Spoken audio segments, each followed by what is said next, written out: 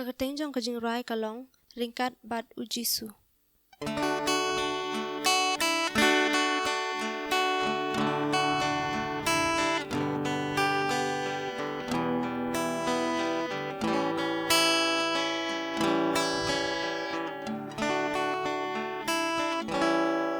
Jing ya lên ti hàng ni ha per thei batang shipon chu đap tang jing jin jar omat kitlo lên ti shi sha ka e ki buon ki jing ya le Ryngkat bat u trai Jisu ngin yai ne Ryngkat bat Jisu man kapo ho oi tang bat u barabon teng teng pi ut ngol thai bat men sim ru ngol wa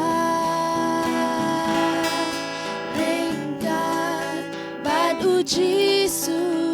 ơn ai bo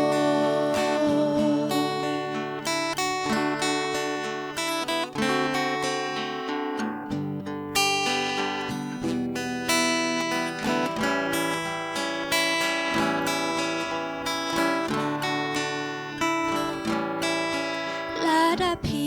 ai shan ya hu Jisu lok pa kordo u kloi ban long Ryngkat ken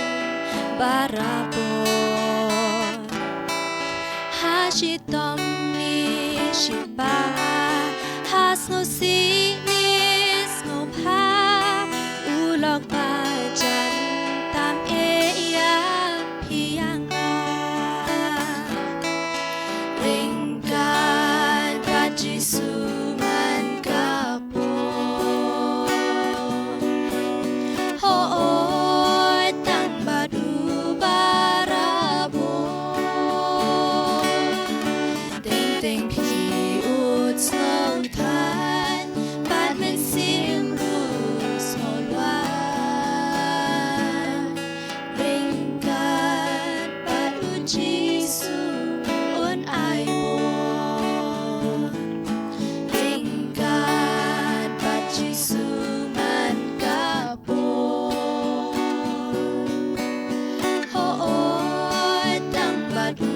barabon teng teng pi ut slow than